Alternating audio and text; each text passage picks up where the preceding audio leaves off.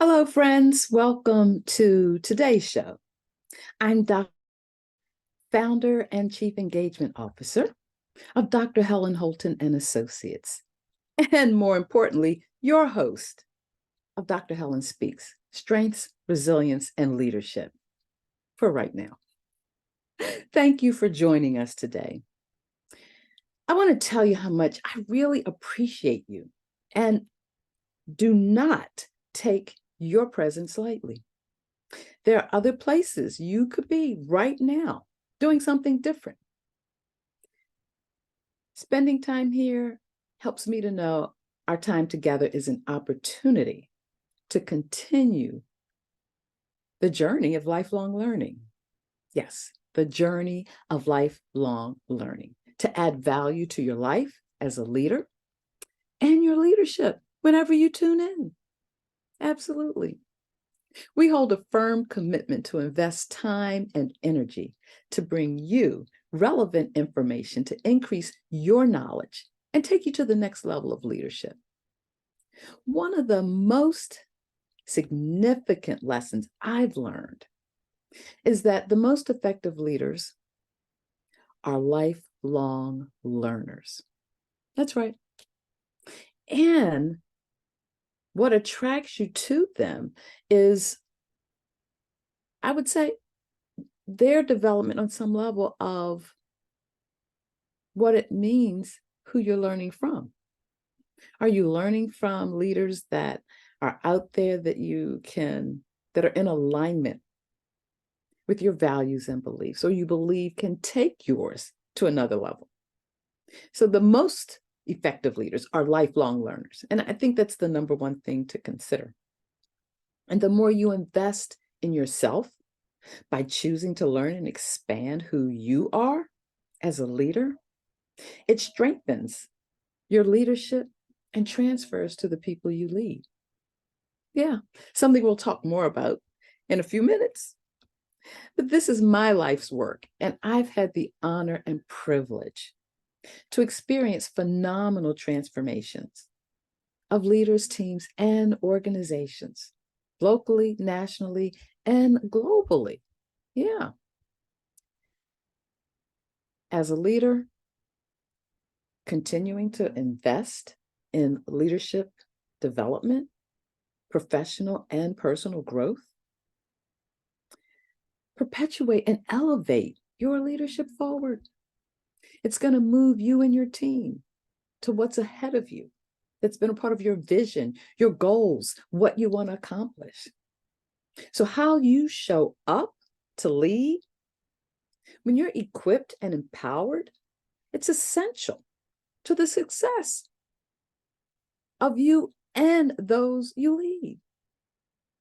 So, here's a newsflash: no one can do what you do better than you.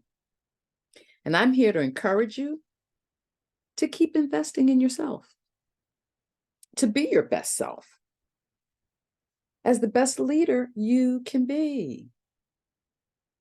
It helps to make the world a better place. It really does. Really does. And that's part of the why of Dr. Helen Speaks, is here to help you do you better, plain and simple. Do you have the opportunity to do what you do best every day, on purpose, by design, and with intention? This is so much more than a simple yes/no question. It's a question packed with potential and possibilities to keep you thinking, growing, and moving forward to your best life ever. Yeah. Just let that sink in. Your best life ever, doing what brings you fulfillment, joy, and purposeful meaning to your life. It gives you more life doing what you do best, that you love, or at least really enjoy doing a whole lot. Science continues to measure, record, and report on the value of alignment between who you are and what you do, or what you do best. And it it's kind of like endorphins, when you exercise and they say, oh, it releases these feel-good hormones. Yeah.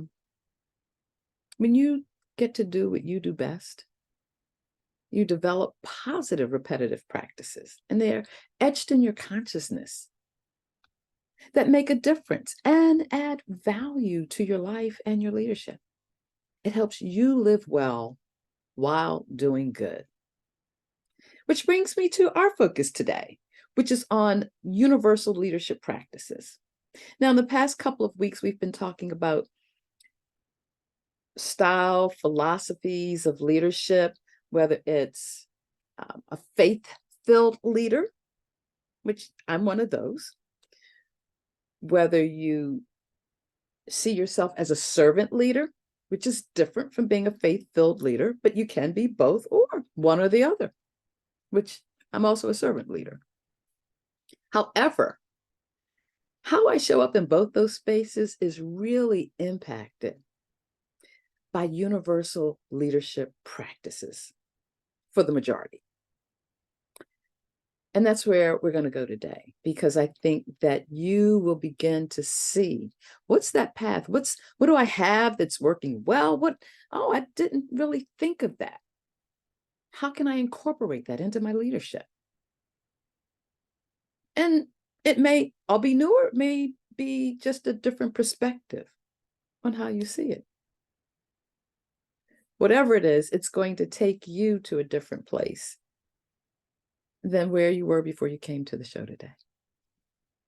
So before we jump in, I want to make sure, and I say this with every show, that you have something handy to capture your thoughts. Why? Because if you don't capture thoughts when they occur and you see them as valuable, they might just end up leaving. And then it's gone. You don't even have the chance to decide, is this a worthwhile investment of my time and energy? So jot it down. And whether it's a notebook, a journal, tablet, your smartphone, or the back of an envelope, they all work well. But I will tell you this, the art of literally holding a writing instrument in your hand, it's funny, I'm using my right hand to do that as a left-handed person, so a writing instrument, having that and literally writing on paper impacts and has a more lasting impression for you than typing it on your phone, typing it on a keyboard. Yeah, just FYI. Comes out of that whole neuroscience, neuropsychology kind of thing, which will occasionally go down that road, but enough of that for now. Capture something to catch what resonates, what says, I want to know more about that. And in the afterwards, we can talk about it. Sharing reflections and having them on thoughts or ideas that you hear helps you to continue to build your life as a leader and your legacy. So let's jump in. Universal leadership practices. When you commit time for regular reflection on your leadership growth and development and the actions you take to make a difference, it's a deeper growth move for you. And these principles that we're going to go through, it's going to help you drive who you are closer to experiencing greater alignment of your vision and how to communicate with greater impact to your team and your organization. It's really a proven path to your leadership success. Because you see, leadership is not just about holding a position of authority. It's much more than that. It's about inspiring and guiding a team towards a common goal.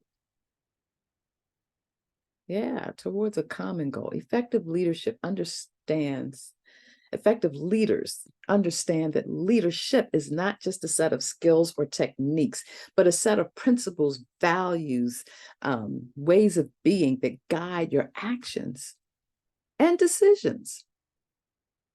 Now, as a leader, I've come to appreciate the importance of universal leadership principles that transcend industries, cultures, and time. And I'm going to talk about 10 of the most used leadership principles from my perspective. So there's a lot of them out there. So it's not like this is the holy grail of, oh, it's this. No, but they are some of the most widely used principles. And I found them to be indispensable in guiding my actions and decisions because they all come back to who I am and how I choose to show up as a leader. Think of it, it's like a compass. It helps me to navigate the challenges and opportunities that come my way. And as I say, these days in this VUCA reality, it's important to know what's guiding you. What's that North Star, so to speak? So here's a little more insight into how each of these principles has impacted my leadership journey that I use with leaders and teams and organizations that I coach and spend time with, helping to take them to another level of where they are. So number one, lead by example. What does it mean to lead by example? I mean, you as the leader, you set the tone for your team. So to inspire others to follow, you have to demonstrate the behavior and work ethic you expect from your team. If growing up, I can remember my mom saying, "Do as I say, not as I do." She didn't say it a lot, but when she said it, it was kind of like, well, okay, but this is what I see you do. To myself, never did I go back and say that. However, it's important that you show up.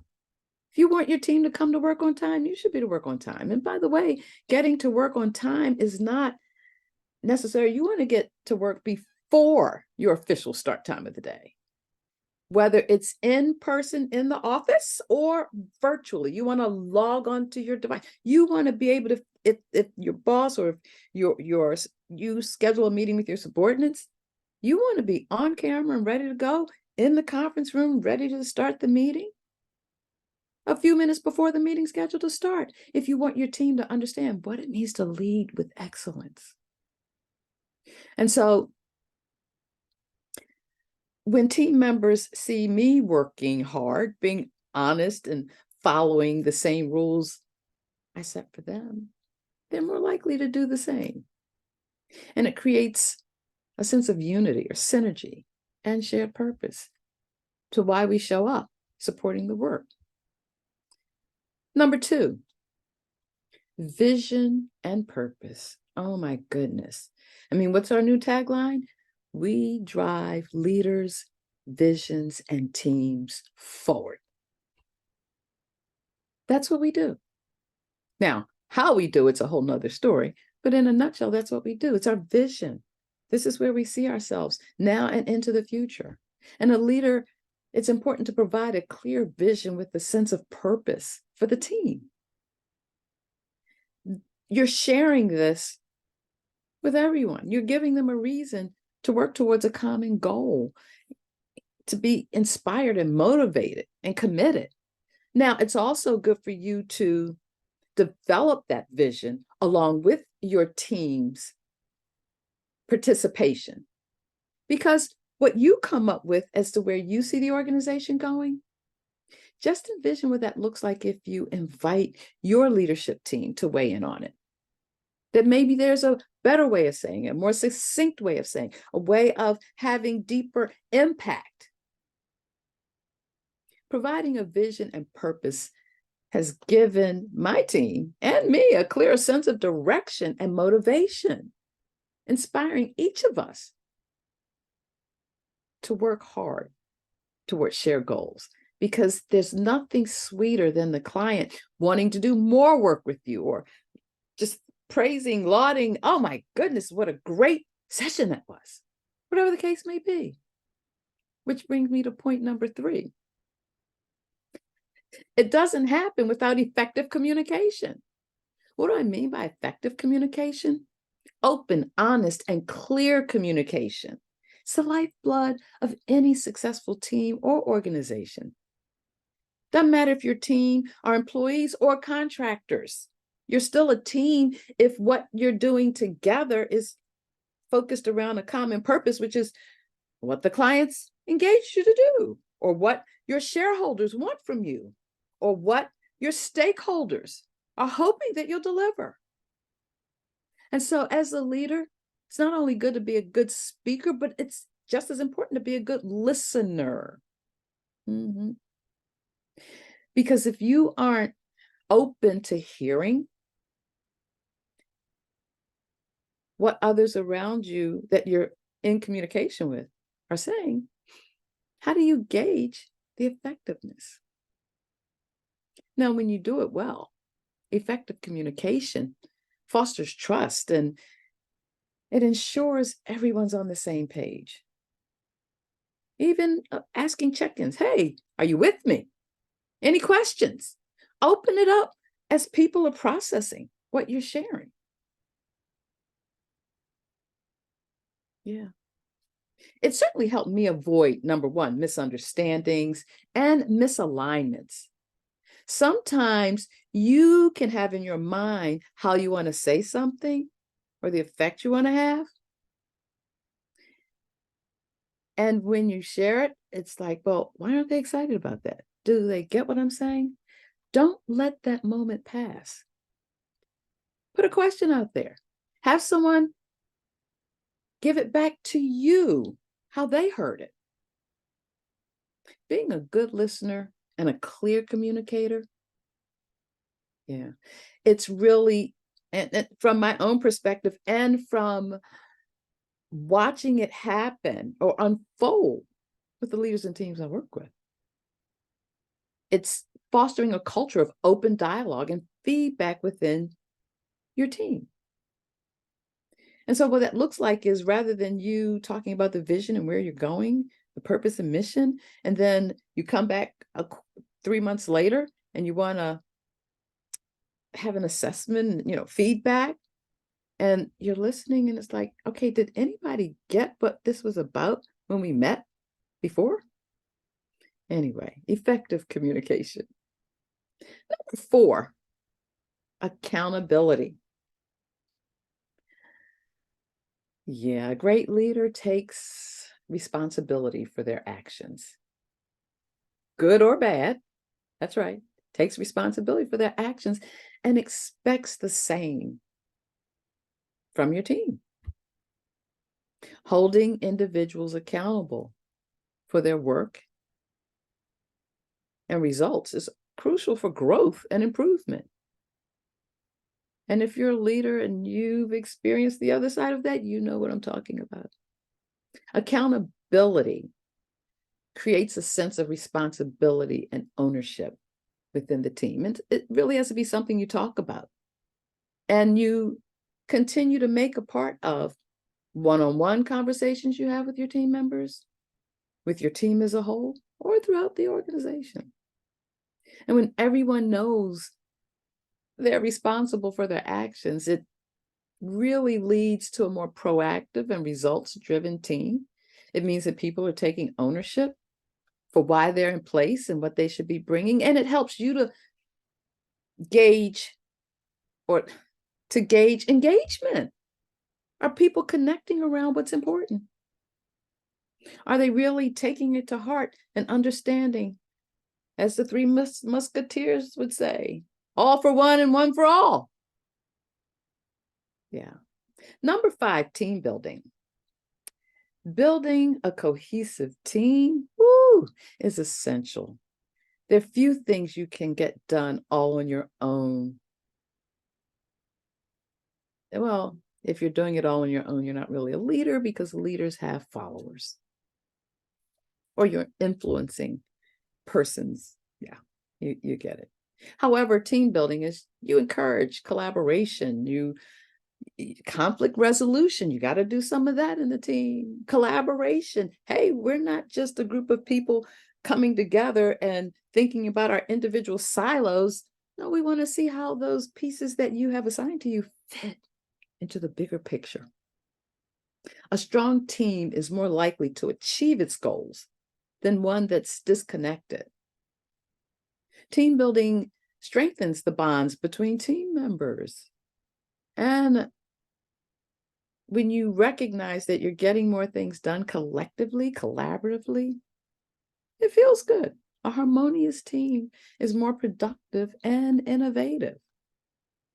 Think of it as an engine running. Now, I can't tell you the first about an engine running, but I can tell you what it feels like when it's not running well. When you get those backfires, when you get that uneasiness, when you're trying to get the steering wheel to go straight and it wants to pull to one or the other side. I had that happen. Turned out to be, I was in the process of experiencing a flat tire. Thank goodness I got someplace where I could get the tire taken care of before it actually had me stuck on the side of the road. Yeah. Number 6, if you're building a team, what do you do with that team? You empower them and delegate. Don't be a micromanager. If you have people on the team and they have roles to fulfill, let them go at it. Empower them by delegating responsibilities. It's enough. Let's be clear, as the leader, you've already got a ton on your plate. Get some of it off. That's why you have a team. Yeah. And you got to trust them to get it done. Going back to effective communication, which is a two-way street that you want to make sure that door is open for your team. This not only eases your burden, but it also helps team members to grow and take ownership for their work. Empowering and delegating is not only lighten my workload, but it's also helped me to stay in my lane. Everything that needs to be done to make Dr. Helen Holton and Associates work is not all within the wheelhouse of Dr. Helen. I'm just saying. Even to make this show happen, there is a team. People know their roles and responsibilities to make it happen. And I'm like, woo! Yes. So empower and delegate others. It will also be gratifying for you as the leader to see them grow and become more confident in their roles. Number 7, life experience has really made this one very significant for me. I know it's down at number 7, but it gets to after you get it going, you got a team in place, but it's always the undercurrent in my mind. And when confronted with places where I feel it's in conflict, I got to step up and speak about it. Number 7, integrity and ethics. Whew. I'm a big news watcher. Can I just tell you, when I turn it on these days, integrity and ethics is something that's lacking in our society today. Ethical leadership is a non-negotiable. Period. Non-negotiable. So you want to always act with integrity, honesty, and a strong moral compass. And that's a subjective term to say moral compass, but you can really check, are you being honest to who you are? Do you have a team that values that as a reason to show up and come to work? Because if not, because that becomes a part of your culture, they're probably going to be leaving soon. When you have high integrity and ethics, honestly, your team will respect and trust you when they know you're guided by strong ethical principles and integrity. Maintaining those two have helped me to earn the respect and trust of my team. And if they question it, there's an open door policy where we can talk about it. It's not, well, that's my way. No. However, we can talk about it, and we often find common ground with which to understand these are non-negotiable. So maybe it's just needing to improve the communication around it. Number 8. What do I talk about every episode? Continuous learning, lifelong lifelong learning. The most effective leaders are lifelong learners. You want to stay up to date on industry trends. I always have something to share that's, because I got it off the news or I read a study. Well, let's see, I don't get it off the news this much these days, but there's certainly a lot of studies and surveys I'm reading and tapping into, and they just pop in my inbox. And I check to make sure they're from authoritative bodies, and so that I can use it to help the team, to help clients, to help organizations really hit their targets and know what challenges that may be coming their way. A commitment to learning not only benefits you, it also sets an example for your team. Back to number one, lead by example. And you're going to have a team you got the team that wants to keep on learning new things, better ways of doing what you do so well already. It actually helps to set a culture of curiosity and self-improvement. Think about it. Continuing to learn new things, if you aren't curious or interested in what it might mean and look like through the lens of who you are in life, find that thing that does give you that sense of feeling. Maybe you're not where you should be to want to continue to learn. Number 9, adaptability. Okay, you guys know, I always talk about, okay, guys and gals, we're living in a VUCA reality, high volatility, uncertainties, complexities, and ambiguities. And it's a rapidly changing world. And you've got to learn to be agile, to shift and weave, duck, bob, whatever you need to do to keep going forward. Because that's the deal. So be open and willing to shift when necessary, to adapt, to modify. Because a leader who refuses to adapt can hinder the growth and success of the team. And what a blow that is. Adaptability has allowed me to lead my team through periods of change and uncertainty. And any leader today is facing the same thing, because those are things you can't control when they're out of control like they are. So being open to new ideas is important. Helps you stay relevant and resilient. Woohoo! Yeah. Number 10, lead with empathy. Empathy is a really powerful tool for leaders. Understanding and caring about your team members' well-being, professionally, and personally. Because you see, if you don't care personally, it could be impacting how they're showing up professionally. But it also builds trust and loyalty. It makes your team members really feel seen and heard, fostering a real sense of belonging. And it makes you approachable and relatable. So in those one-on-ones, make sure you ask, how are you? Something as simple as that can shift the dynamics of what's happening. So leading with more empathy has made team members of my team, feel more approachable. And when I get out of my head so much and really look at and feel the people that I'm working with, what a difference it makes. And it's crucial for me to understand their needs and providing support when it's required. So wrapping up, I'm just going to tell you, these 10 universal leadership principles have been the guiding star of my journey that's infused in the work we do, which draws the right clients to us. And if they come to us and they're not a good fit, either we can work to see if we can find common ground, or it's really okay to say, thank you, but this isn't my lane. They've helped me navigate challenges, build successful teams, not in multiple roles, and achieve goals.